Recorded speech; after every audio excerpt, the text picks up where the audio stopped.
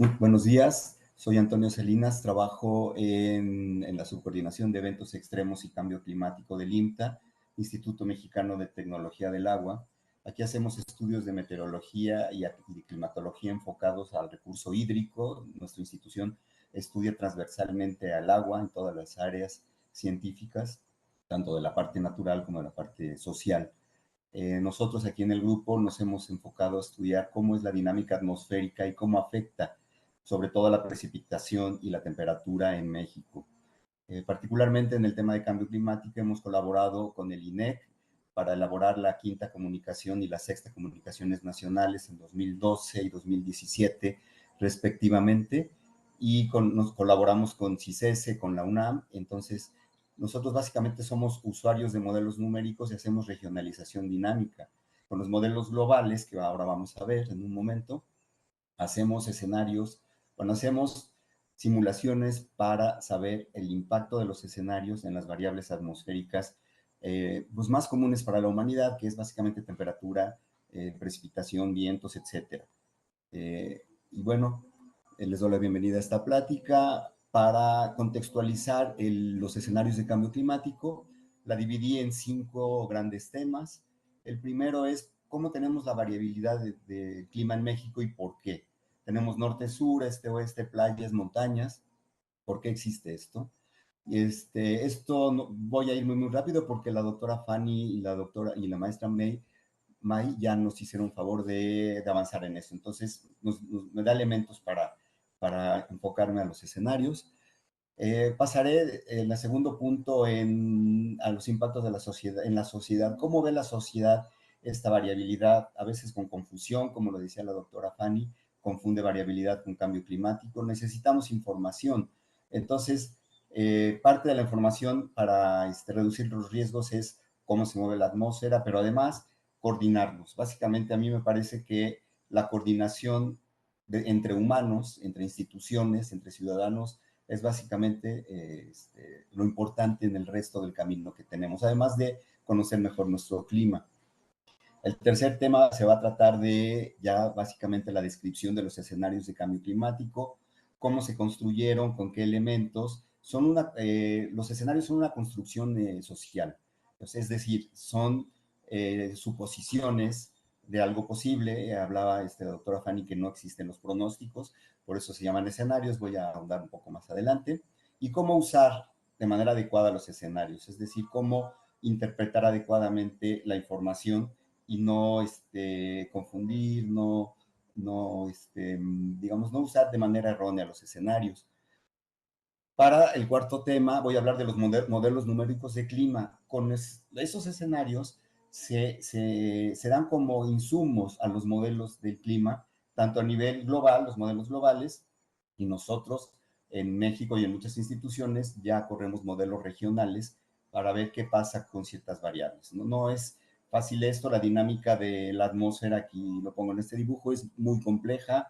va desde turbulencias hasta eventos muy grandes como ondas planetarias, etcétera. Y finalmente terminaré con las consideraciones o síntesis finales para pasar a las preguntas. México es muy variable, se habla de biodiversidad, de todo tipo de diversidad, y es porque somos, además de un país muy grande, la parte sur de México está, digamos, de la zona donde está más o menos La Paz, Baja California Sur, hacia el sur es trópico y hacia el norte es extratrópico. Esto nos genera contrastes que también existen en el Atlántico, Golfo de México, Caribe, con el Pacífico, las montañas. Es decir, el clima de México es sumamente interesante porque tenemos una variedad tremenda de condiciones que nos lo hacen diferente. Entonces, empezaría aquí con hablar de la zona de convergencia intertropical. Estos son los fenómenos atmosféricos que nos afectan estacionalmente, anualmente e interanualmente a los que vivimos en México. La zona de convergencia intertropical, como saben, es la zona donde converge las circulaciones del hemisferio norte con las del hemisferio sur.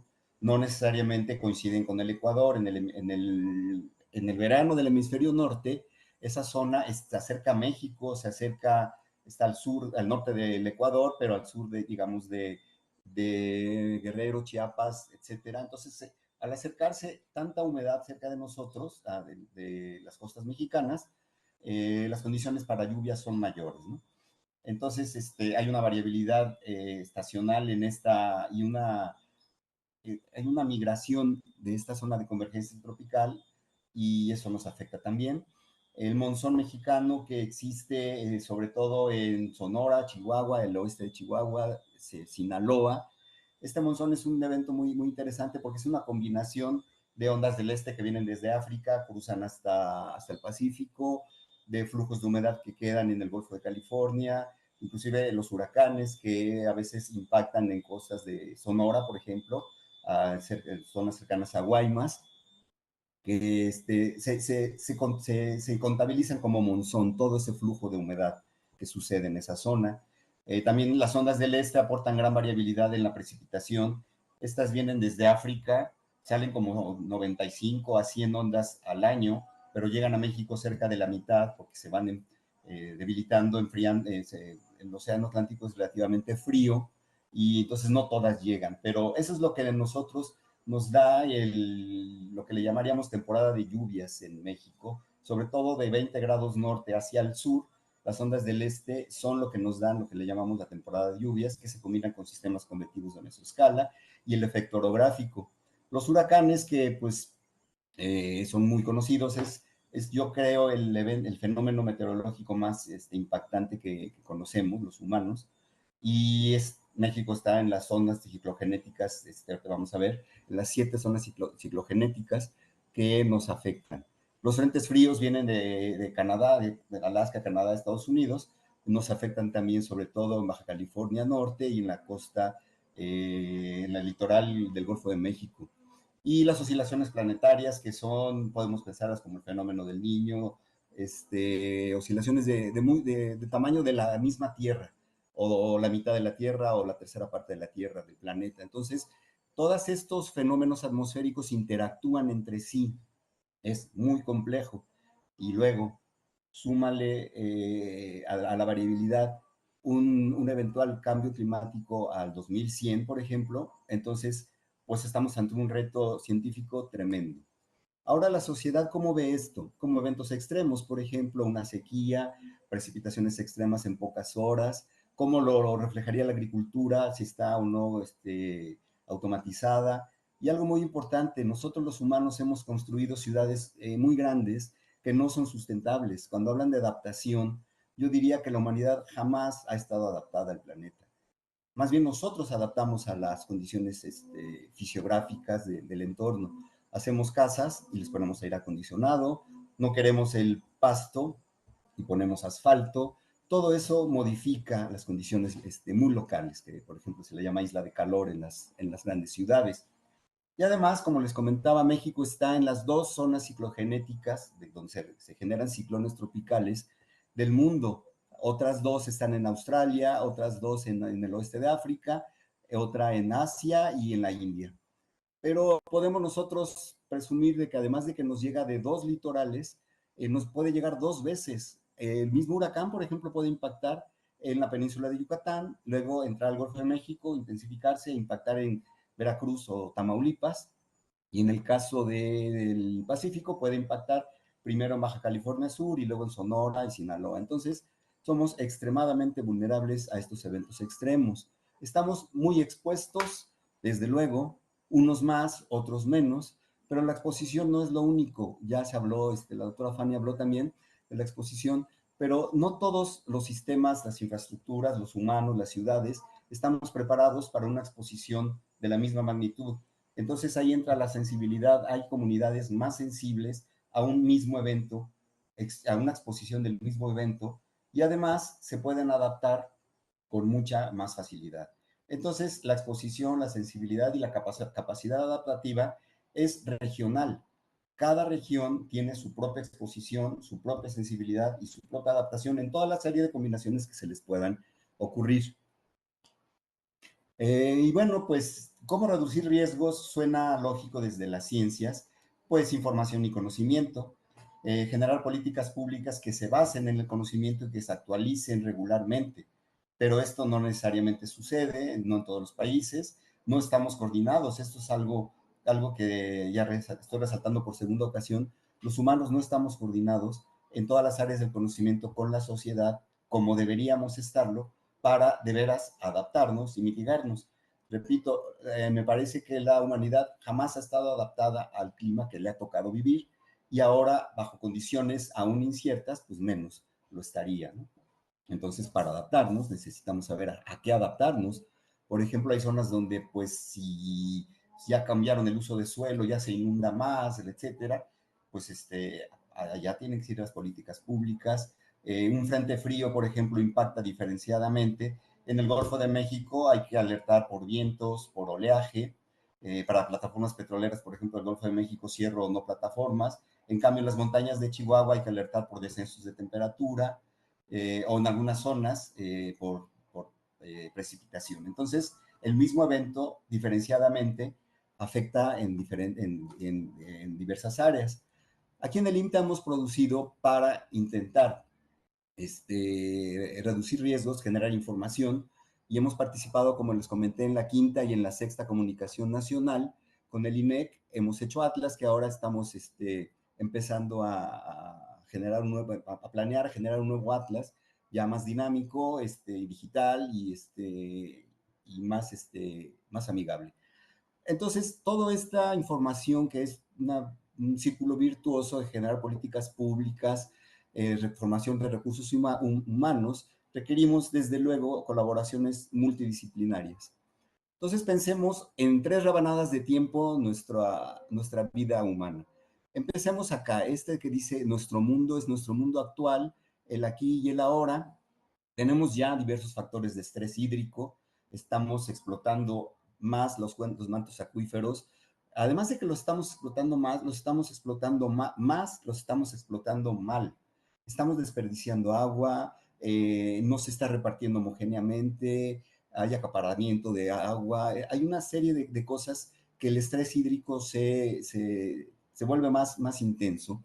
Entonces, este es nuestro mundo. Este mundo en el que este color café pues es un factor de estrés, como colchoncito que tenemos acá es un espacio de resiliencia, es una oportunidad para nosotros actuar y cuidarnos de eventuales desastres mayores. Entonces estamos acá y aquí en el centro, en el tiempo, al futuro, digamos cercano y lejano, tenemos un espacio de oportunidad. Pensemos, por ejemplo, estas trayectorias verdes. Estamos aquí y lo óptimo es irnos hacia arriba, esta trayectoria verde, que espero que se vea la flechita, y hacia arriba para llegar a un futuro posible que yo diría que es el deseable, de alta resiliencia y bajo riesgo. Es decir, este verde ya estamos en alta resiliencia. Pero ¿qué tal si estamos aquí y no actuamos adecuadamente? Entonces tomamos el camino, pues, de echar más CO2 a la atmósfera, contaminar más, etcétera. Entonces nos vamos para acá. ¿Y qué tal si seguimos de necios contaminando nuestro planeta? Pues nos vamos para abajo. ¿Y qué tal si no entendemos? Y entonces acabamos en un mundo de baja resiliencia y de alto riesgo. Entonces, La idea, la función del INTA, de muchos trabajos de investigación que hacemos en México es fortalecer las capacidades para evaluar los impactos de cambio climático con la intención de incidir en la disminución de riesgos y con esto incrementar la resiliencia en el país. Fanny ya me hizo favor de hablar de esto del forzamiento radiativo, yo solamente voy a irme muy brevemente. Vamos a ver cómo se construyen, ya estamos en el tema de los escenarios de cambio climático. ¿Cómo los humanos han construido los escenarios? Bueno, pensemos antes de la revolución industrial en 1750, imaginemos esta gráfica que está aquí, que estamos viendo con este dibujito, que no tiene ni el carro, ni los carros, ni las industrias, es decir, no hay gases de efecto invernadero asociados a la industrialización. Entonces, el forzamiento radiativo se especula que era cero. Antes de 1750, toda la radiación, pensemos en esta flecha amarilla que entra, como voy de tiempo, que entra, saldría y el único efecto, o un efecto que ya traemos desde antes que la humanidad existiera, es el vapor de agua. El vapor de agua es el gas de efecto invernadero natural que aporta más del 60, 65, dicen que hasta el 70% del calentamiento que tenemos en la atmósfera. Si no tuviéramos esta capa de vapor de agua y de la atmósfera, los gases que nos protegen, el ozono, etcétera, nuestra atmósfera no sería habitable, no, simplemente no hubiéramos existido los humanos, tal vez ninguna otra especie tal cual la conocemos. Entonces viene la industrialización, aparecen grandes fábricas que emiten grandes cantidades de gases de efecto invernadero, entre ellos también el CO2, metano, óxido nitroso, etcétera, una serie de gases contaminantes que tienen una alta vida, también lo mencionó la maestra May, alta vida, se queda mucho tiempo en la atmósfera.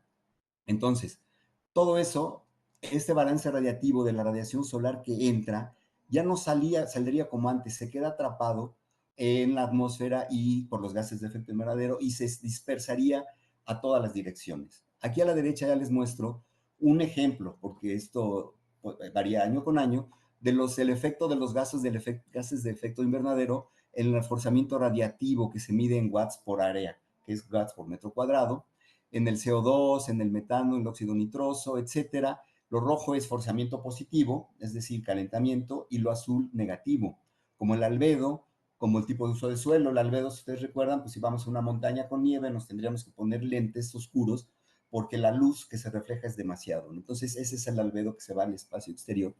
Y la suma neta del efecto antropogénico por esos gases de invernadero se mide en watts por metro cuadrado. Más o menos en 1980 andábamos por 1.6 watts por un área determinada, que es un metro cuadrado. Esto ha cambiado en el tiempo. Ahora andamos en los años 2000, más o menos en 2 y algo, 2.78, y aquí estamos, ¿no? Estamos en el año 2025 aquí. En el año 2025 aproximadamente andamos en 2.5 watts por metro cuadrado de forzamiento radiativo. Aquí les recuerdo, estamos quitando el efecto del vapor de agua en estado natural. Ese contribuye por mucho, mucho más a cualquier gas de efecto invernadero. Ese ya lo teníamos y es benéfico para la vida que conocemos.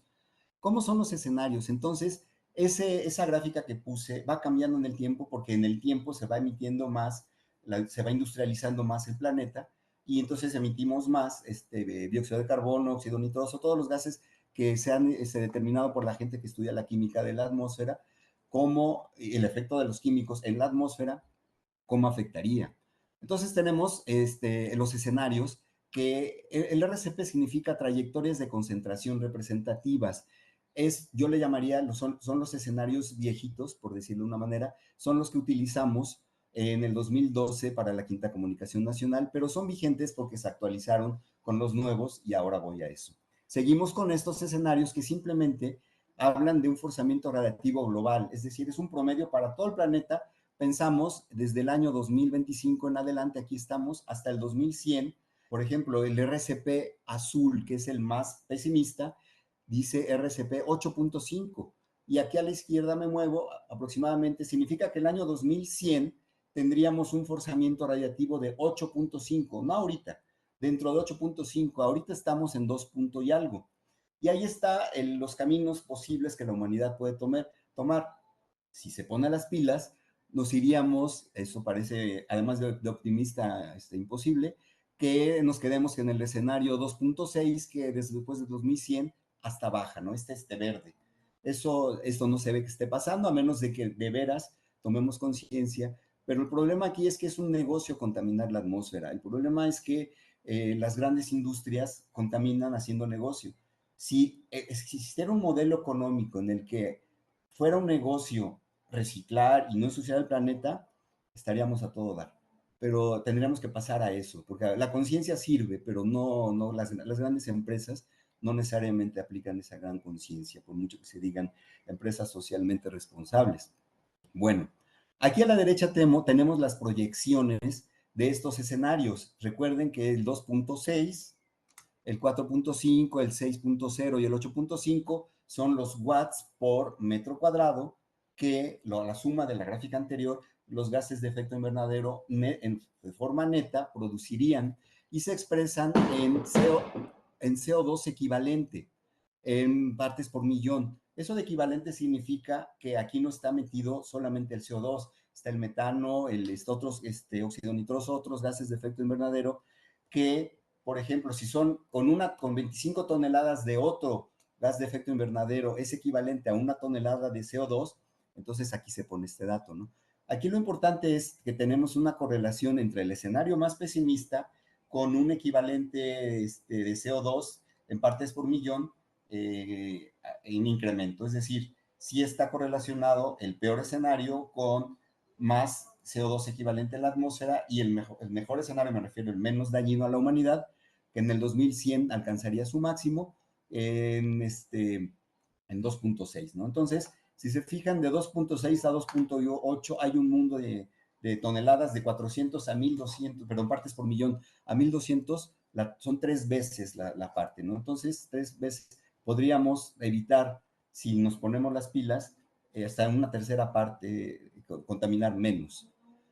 Bueno, ahora construyendo los nuevos escenarios con estos que les llamé viejitos, ahora hay una nueva manera de estimar los escenarios y se llaman rutas socioeconómicas, es decir, rutas en el tiempo, no en el espacio. De aquí al 2100, ¿cómo nos portamos como humanos? En dos aspectos. Aquí en este eje horizontal se mide, tenemos una baja aquí a la derecha y una alta a la izquierda, retos para adaptarse desde el punto de vista socioeconómico, pero es global. Y esto de global significa todo el mundo, los países se desarrollan de manera diferente, entonces ahí está el reto. Y aquí la parte de la mitigación, en donde también está medido en retos para mitigar, menos retos más abajo. Entonces, si combinamos menos retos para adaptarnos y menos retos para mitigar, tenemos este azul, esta combinación que es el SSP1, que es un desarrollo sostenible que no hemos tenido. Realmente esto no ha pasado. El segundo escenario es uno que le dicen a la mitad, a las medias. A la mitad del camino significa que hay una combinación perdón, hay una combinación de mediana capacidad de adaptación y mediana capacidad de mitigación y se llama SSP2. Un escenario peor, digamos, es en que el SSP3, que hay una rivalidad entre países regional, es decir, por regiones, por ejemplo, países muy desarrollados, no solamente piensan en su economía y siguen contaminando, y continentes enteros están más en el subdesarrollo, no tienen esta posibilidad, entonces hay una rivalidad en quién contamina más, y hay una historia política al respecto de muchos años. El escenario 4 es el de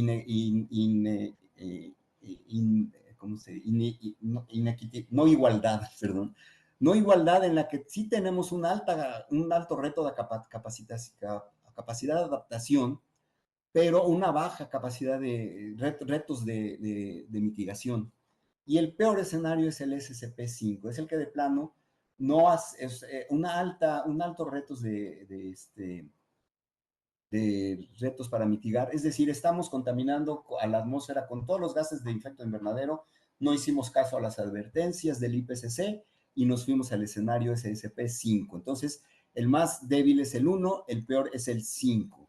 Ahora combinemos, aquí están SSP1, 2, 3, 4, 5, los combinamos con los escenarios viejitos, como les comenté, que es el forzamiento radiativo, que va de 1.9 hasta 8.5. Si ustedes recuerdan, el ejemplo que les puse es de 1.9 con varias combinaciones de gases. Entonces combinamos el escenario con alta sustentabilidad 1, SCP-1, lo combinamos con el 2.6 y le llamaríamos SCP-1 2.6. Y aquí lo ponemos 1 2.6. Un escenario intermedio es el SCP-2, en el que más o menos estamos actuando y no estamos contaminando tanto. Y lo combinamos con un escenario de forzante radiativo 4.5 y a ese le vamos a llamar SCP-2-4.5. Es otro escenario medio. Y un extremo es el escenario, el peor, el que no nos portamos bien, contaminamos demasiado y estamos generando el SCP-5 en combinación con 8.5 watts por metro cuadrado de forzamiento radiativo y eso le llamaremos SCP-5-8.5. Y aquí tenemos los 3 escenarios con los que hemos trabajado en el INTA y en muchas otras partes por considerarlos representativos, un bajo, un intermedio y un alto. ¿Por qué no todos? Vamos a pasar a eso. Son un mundo de información el que tenemos que analizar y tenemos que optimizar los recursos de cómputo y humanos, etcétera. Bueno, ahora sí, estos nuevos escenarios que se le llaman SSPs, que son los que acabamos de ver, que tienen que ver con qué tanto reto tenemos para adaptarnos y para mitigarnos en combinación, tenemos una proyección de estos escenarios y ya viendo cómo son los forzantes en watts por metro cuadrado del 1 hasta 8.5 aproximadamente que generaría esta combinación y ya estoy hablando de los nuevos escenarios. El histórico llega aproximadamente hasta como 2025, que estamos ahora, y a partir de ahí, que bueno, en 2025, si se fijan, tenemos menos de 3 watts por metro cuadrado, y a partir de ahí nos vamos al peor escenario. El SSP-5 combinado con 8.5 se le llama SSP-585 y nos vamos al 2100 y tenemos el 8.5 de forzante radiativo que se alcanza en el 2100. Estas proyecciones son globales. Les recuerdo que se está simplificando y se dice que para todo el planeta esto está sucediendo. Esto hay que metérselo a modelos, que es la siguiente etapa, y ver cuál es el efecto en la distribución de precipitación y temperatura. Ahora, finalmente, para ver el efecto que tendría, vamos a ver como ejemplo, este escenario SCP-5-8.5 equivaldría a aproximadamente 120, a que emitamos a la atmósfera, aquí estoy leyendo esta gráfica, 120 gigatoneladas de CO2 por año. Una gigatonelada son 1,000 millones de toneladas métricas al año. O sea, es un chorro. Estamos dándole vuelta a ensuciar el planeta de manera muy alegre. Bueno, ahora con estos escenarios, nosotros los metemos a los modelos numéricos del clima. Es el próximo tema. Les voy a hablar para pasar después al uso de los escenarios. Estos escenarios están distribuidos, o se dice, homogéneamente en todo el espacio, en toda la canica planetaria, y entonces ahora los metemos a los modelos. Los modelos numéricos del clima son una representación de cómo se mueve la atmósfera y el océano, y combinado con los efectos de los continentes y de la criósfera. Es decir, es la biosfera, bueno, todo el sistema climático terrestre el que estamos aquí queriendo simular. Los ciclos del agua, eventos extremos, las nubes, la convección, que son los movimientos ascendentes húmedos, los aerosoles, la química, etcétera, y del océano también, todo lo que sucede combinados. Estos son los modelos numéricos, pero no, eso no se hace de forma aislada. Los modelos numéricos están coordinados por un experimento que yo digo que es un bonito ejemplo de colaboración mundial científica. Se llama el CEMIP 6, CEMIP ya vamos en la fase 6, que significa Proyecto de Intercooperación de Modelos Acoplados. Son acoplados atmósfera con océano, con criósfera y con biosfera, con continentes. Todo el sistema climático terrestre ya está acoplado. Eso de ya suena como que porque antes no. No se conocían antes tantos fenómenos, los modelos estaban más atrasados, los años 80 no estaban acoplados, no se conocía tanto de la atmósfera, no había tanta capacidad de cómputo, no existía el Internet, toda una serie de información y conocimiento que eran limitativos de ese entonces. Pero desde el 95, el CEMIP, el grupo CEMIP, que es multidisciplinario e internacional, ha generado una serie de modelos, de experimentos numéricos para comprender mejor tanto la variabilidad como el cambio climático del pasado, del presente y del futuro, que no son pronósticos, son escenarios, pero lo más importante es que se pusieron de acuerdo, generaron protocolos comunes de experimentos numéricos, de cómo meter los forzantes radioactivos y también los forzantes naturales de la atmósfera, en la atmósfera a los modelos y el manejo de resultados, que no es trivial. Se generan millones de datos por segundo, miles de millones por cada simulación numérica, luego ahorita les platico esto. Entonces son un mundo de información, teras y teras de información, que el manejo adecuado y homogéneo es importante, y luego se evalúan por el IPCC.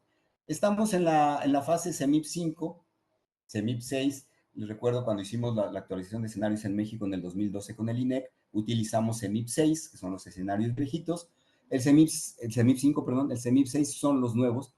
Va a haber un CEMIP 7 y un CEMIP 8 en el futuro, y va a estar guiado a través de una cosa que le llaman DEC.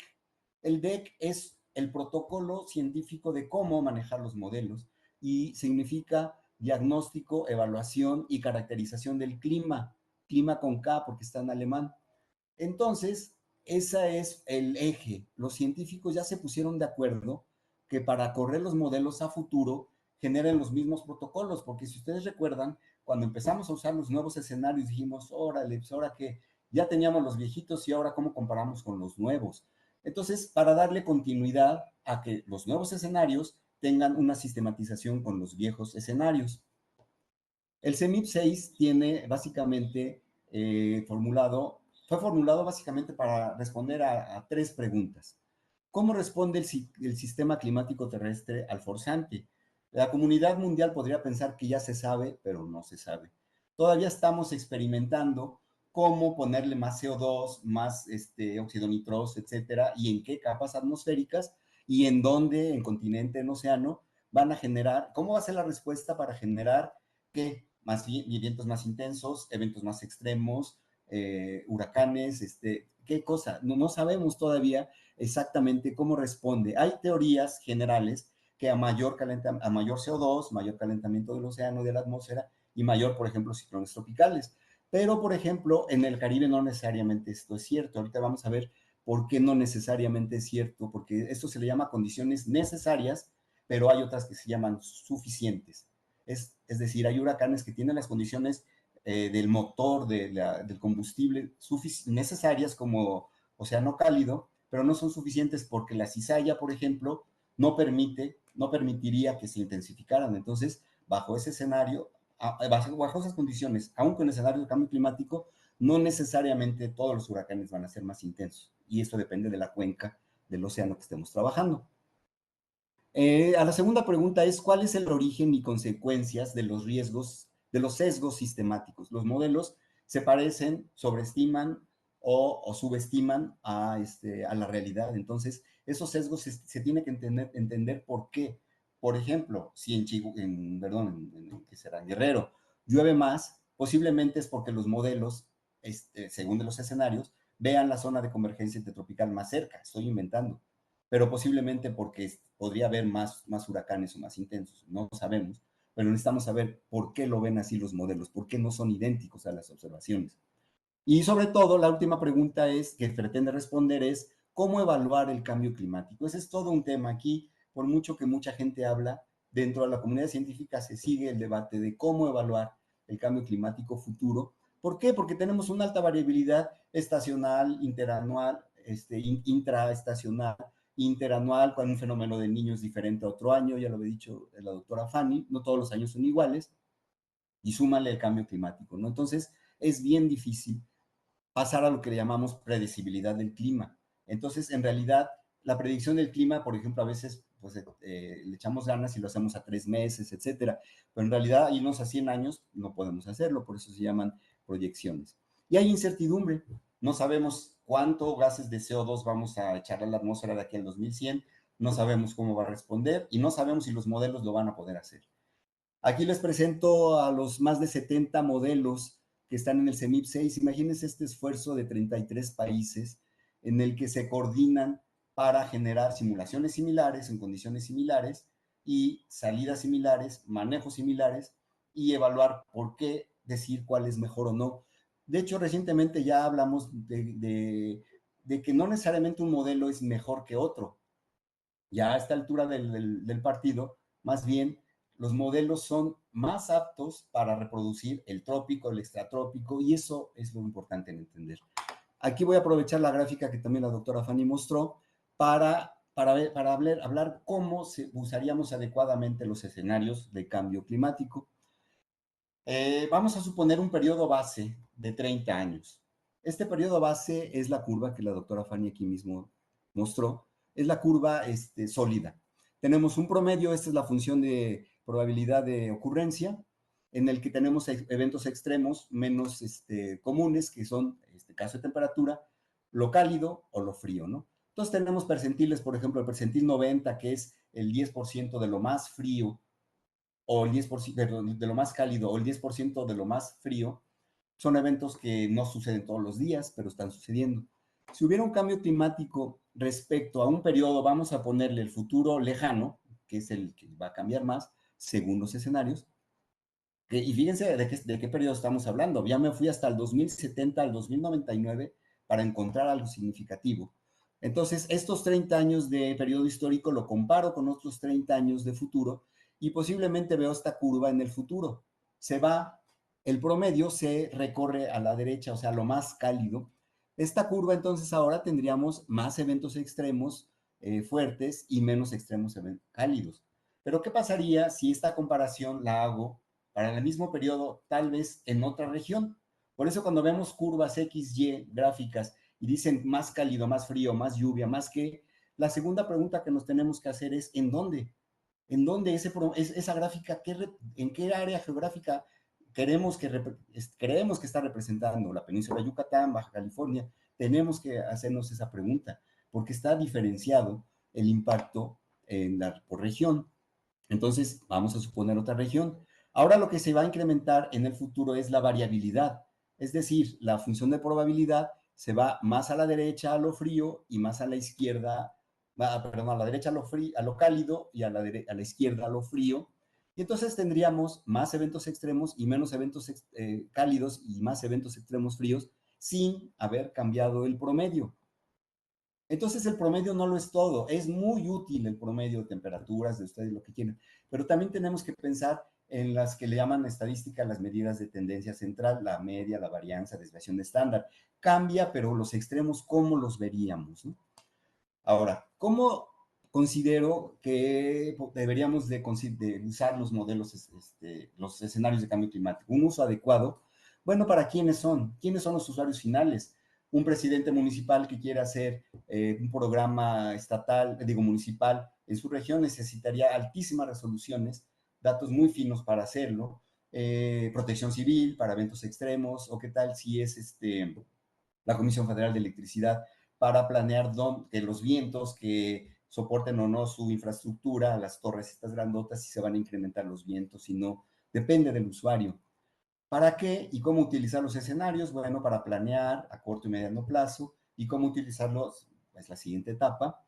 ¿Cuál es el horizonte de tiempo? ¿Me voy al futuro cercano o al lejano? También depende del usuario y de la pregunta que nos estemos haciendo. Para la planeación, pues es a largo plazo de infraestructura, para uso del agua a corto plazo o a mediano plazo, etcétera, ¿no? ¿Cuáles son las variables requeridas? Pues normalmente es la precipitación y temperatura con todas sus variantes, pero también viento en algunas condiciones de causas, por ejemplo, pues algunas otras variables atmosféricas como distribución de la presión, que es la geopotencial, no sé, una serie de cosas que hay muchas, o sea, en la atmósfera hay un chorro de variables, pero se ha simplificado para el uso de la sociedad. Y aquí es donde entramos nosotros aquí en el INTA y en varias instituciones en México, es la resolución espacial. Los modelos globales, los modelos del sistema climático terrestre que nos da la comunidad científica, tienen una resolución a veces de más de 100 kilómetros. Es decir, las distancias entre cada cuadrito del mapa son de más de 100 kilómetros. Eso significaría, por ejemplo, que Cuernavaca se vería con la misma temperatura en el mapa que la Ciudad de México, y eso no es cierto. Entonces tenemos que hacer otras simulaciones numéricas a más alta resolución o cálculos estadísticos. A las simulaciones numéricas se le llama regionalización dinámica y a la parte estadística se le llama regionalización estadística. Esto es lo que hacemos también aquí. Vamos a suponer que nos da la comunidad científica mundial los modelos globales del CEMIP 6. 25 modelos, muchas, se le llaman además,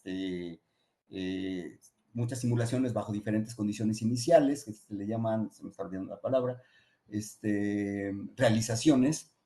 Hay que ensamblarlas, es un mundo de datos. Entonces, con un mundo de datos aquí me refiero que en el espacio es longitud con latitud, es decir, dónde estamos geográficamente, y la altitud, porque son diferentes niveles en la atmósfera, y en el tiempo tenemos los teras y teras, estamos llenando todos los discos duros del mundo, todas las computadoras rápidas las estamos echando a andar, y jamás hay computadora que nos dé el ancho, siempre se necesita más, porque siempre queremos más. Entonces, la regionalización dinámica consiste, por ejemplo, esto es México, en generar una simulación para el oeste y casi sur de México, con una distancia entre cada cuadrito de 50 kilómetros. Todavía no es suficiente, hacemos otra a 25 kilómetros y otra en que cada cuadrito, la distancia entre cada cuadrito sea de 4 kilómetros y medio. Eso significa que con esta resolución sí vamos a ver la diferencia de temperatura entre Cuernavaca y la Ciudad de México. Con la de 50 solo vamos a ver dos temperaturas, tal vez si son 10 kilómetros, digo 100 kilómetros. Entonces, es todo un reto, un mundo de información. La regionalización dinámica es lo que hacemos nosotros en muchas partes, bueno, aquí en el INTA, en coordinación con la UNAM, con CICESE, se ha hecho y hemos querido y nos ha logrado generar un grupo de modelación del clima en México. Ahora sí, ¿qué hacemos con estos escenarios, con estas simulaciones? Pues evaluarlas para empezar, ¿no? Entonces, ¿y qué evaluamos? Bueno, podemos orientarnos a evaluar eventos, por ejemplo, la corriente en chorro en el Caribe, que está aquí. Espero que se vea el mapa, este es México, aquí está el Caribe. Los rojos son, significa velocidades de viento de más de 15 metros por segundo, y las flechas vienen de izquierda a derecha, o sea, del este, y se van para el norte. Si se fijan, unos pocos se va para el Pacífico, solamente por Tehuantepec, hay por el istmo Tehuantepec, no hay montaña, y también por aquí, por Papagayo, que es entre Costa Rica y Nicaragua. Las observaciones nos dicen eso, el viento a cerca de 1 kilómetro de altura en julio del 2004. ¿Qué nos dice el modelo? Un modelo regional que se forzó también con este mismo dato, pues nos da más precisión a estas simulaciones. Vemos más finamente la corriente en chorro, vemos que se va para el norte, vemos los vientos un poco más débiles en el Pacífico, pero si lo forzamos este mismo modelo regional con otro modelo, por ejemplo el CNRM, un modelo francés, el REXM es un modelo italiano con origen de Estados Unidos, los orígenes del WRF, otro modelo del Centro Nacional ¿cómo se llama? NCAR, Investigaciones Atmosféricas de Estados Unidos. Entonces vamos mejorando los modelos, pero entonces nos vamos a otro plazo. Nos va gustando la corriente en chorro como para evaluarla y ahora nos vamos a 30 años. Comparamos 30 años de observaciones contra 30 años de simulaciones y decimos, se va apareciendo, nos va gustando y entonces empezamos a poner palomitas de que se van mejorando con la regionalización dinámica los patrones. Entonces, si vemos mejor la corriente en chorro, vamos a ver mejor la cizalla, vamos a ver mejor si se intensifican o no los huracanes, vamos a ver mejor si la precipitación con el efecto orográfico está mejor representada. Aquí les traigo un ejemplo de regionalización dinámica. Ya es lo que nosotros vamos avanzando para entregarle a la sociedad información más útil, por decirle de una manera más comprensible. La regionalización dinámica consiste en que este modelo italiano, el REXIEM, lo forzamos con datos europeos de los datos ERA 5 para esta región mexicana que tiene océano, que tiene montañas, que está muy compleja, y vemos cómo es la precipitación en lo que le llamamos ciclo anual. Les repito, si ustedes ven una gráfica así y dicen que está, o sea, XY, y les dicen esto es temperatura, bla, bla, bla, la segunda pregunta que tienen que formularle a quien está presentando esto es ¿en dónde? ¿Es global? ¿Es para México, para el norte, para Baja California, para Chihuahua, para Yucatán? Es bien importante esto porque no se parecen en nada. En México hay muchos climas. Pero para esta región que está aquí en este mapa, vemos, por ejemplo, con los datos, la precipitación en milímetros por día, por ejemplo, que en promedio es cerca de 5, menor de 5 milímetros por día, y cómo julio y agosto se ve la sequía interestival. También es importante para que digamos que un modelo reproduce mal o no tan mal los modelos, las variables, ¿qué esperar?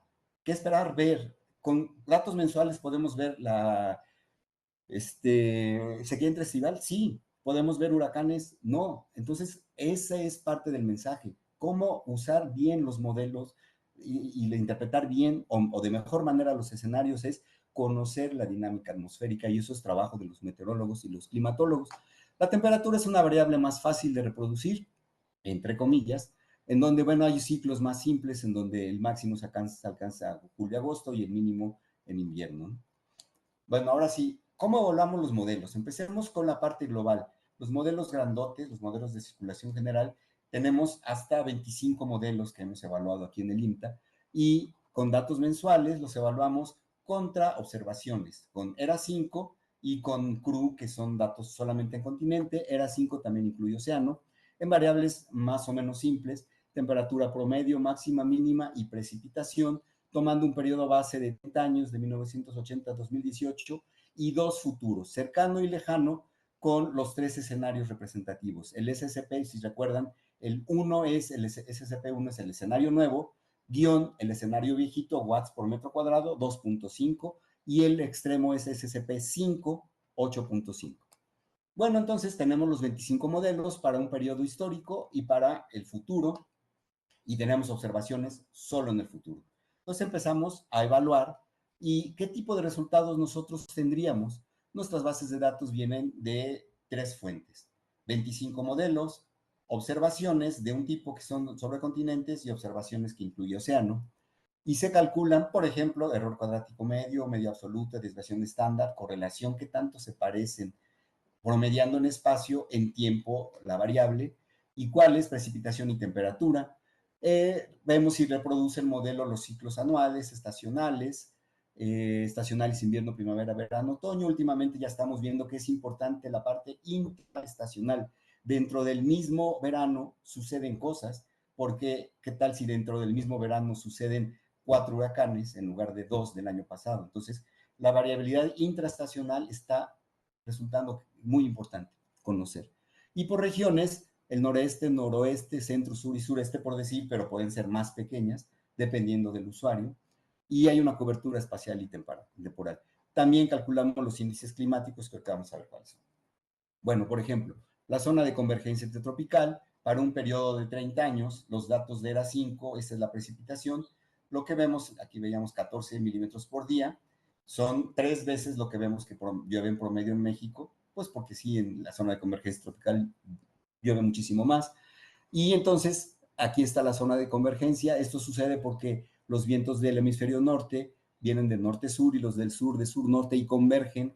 Convergen significa, pues, juntar la humedad, la masa atmosférica que está en la atmósfera es la humedad, entre otras, y, y se genera una convergencia, se le llama convergencia, por eso se llama zona de convergencia tropical.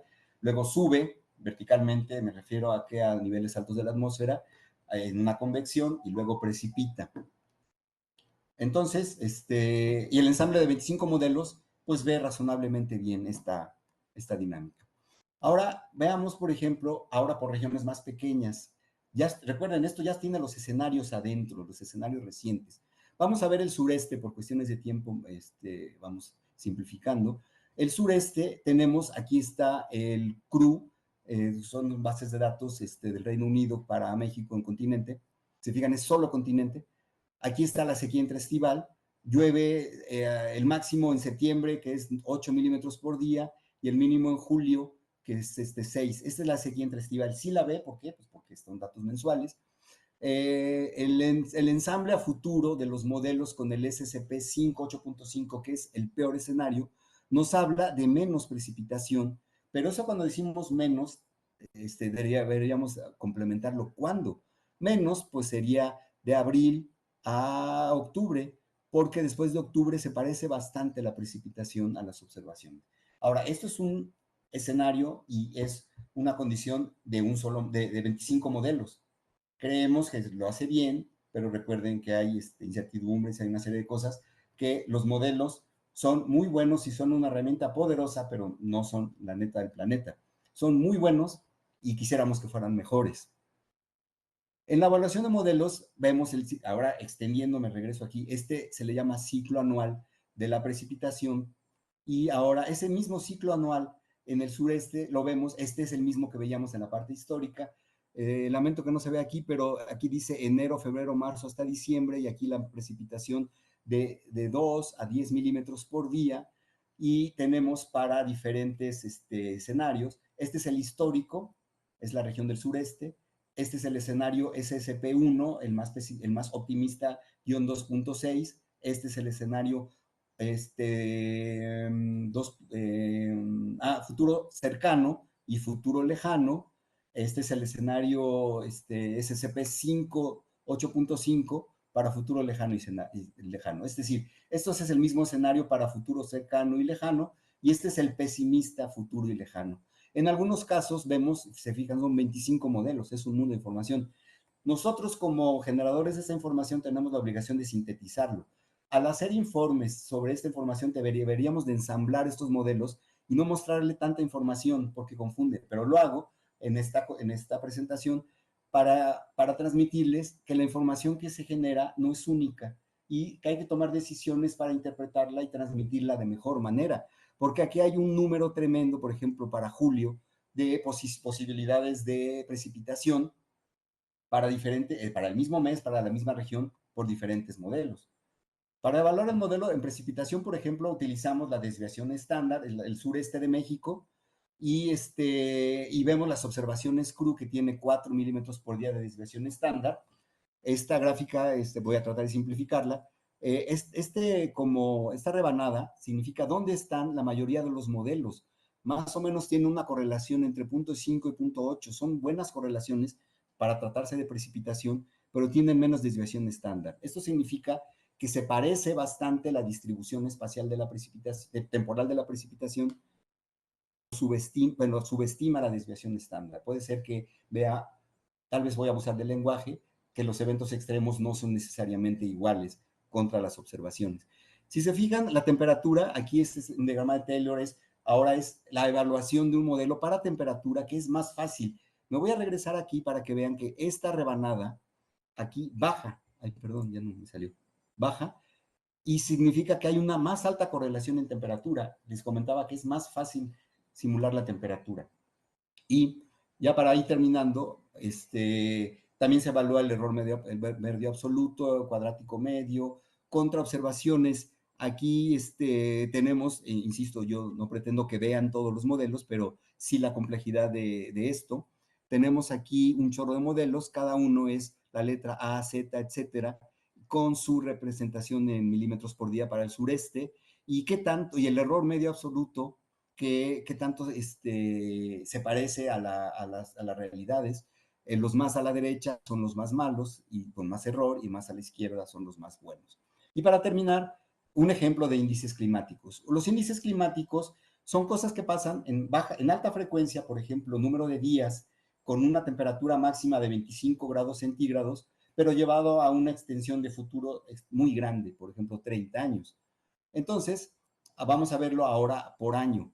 En 1985, 86, 87, el número de días de verano con más fríos, más cálidos de 25 grados centígrados, por ejemplo, fueron en esta parte, en la montaña, y lo más cálido en las costas. Déjame ver aquí, 2014 es más cálido en las costas, con temperaturas con más de 365, con 365 días, con temperaturas de más de 25 grados centígrados. Quienes viven en Acapulco podrían decir, pues claro, yo todo el tiempo tengo más de 25 grados centígrados, pero quienes viven en las montañas de Chihuahua pueden hablar de que todos solamente tienen 200 días o 14 días, y muy finitamente pues tenemos hasta menos de 70 días con esa temperatura. Para terminar, quiero hacer una síntesis de esto porque el tiempo ya me está agotando. Pues hay desinformación y, como decía la doctora Fanny, no sabemos bien reconocer a veces entre cambio climático y variabilidad. Los impactos sociales son diferenciados. Cuando te dicen esto va a pasar, tenemos que preguntar en dónde. Más precipitación, ¿en dónde? Más inundaciones, ¿en dónde? Siempre, ¿en dónde y cuándo? Verano, otoño, invierno y qué año. Estamos muy descoordinados entre ciencia, comunidades y gobierno, y tenemos que coordinarnos para incidir en la reducción del riesgo. No existen, como les decía, los pronósticos de cambio climático, se llaman proyecciones. Ya saben que es porque primero no sabemos si de veras vamos a contaminar de la manera que creemos de aquí al 2100, no sabemos cómo va a responder el sistema climático terrestre a estos forzantes y no sabemos si los modelos realmente están reproduciendo a detalle lo que nos gustaría. Ya para terminar, es que también hay buenas noticias. Claro que los modelos han mejorado, la representación del clima. Recuerden que esto es multiescalar, va desde el orden de segundos hasta siglos y del orden de metros hasta miles de kilómetros. Y es necesario generar conocimiento. Necesitamos más climatólogos, más meteorólogos. Solamente hay una formación ahorita en Jalapa, en la Universidad Veracruzana, aunque ya está en la UNAM también, pero necesitamos más gente en ciencias atmosféricas. Y la incertidumbre, bueno, aquí estoy un poquito repitiendo, es que, ya lo puse, es que la respuesta al sistema climático no sabemos cuál vaya a ser. ¿Qué tal si la humanidad contamina más? No entendemos y no sabemos bien todavía todos los procesos oceánicos y atmosféricos. Con esto termino. Muchas gracias por su atención.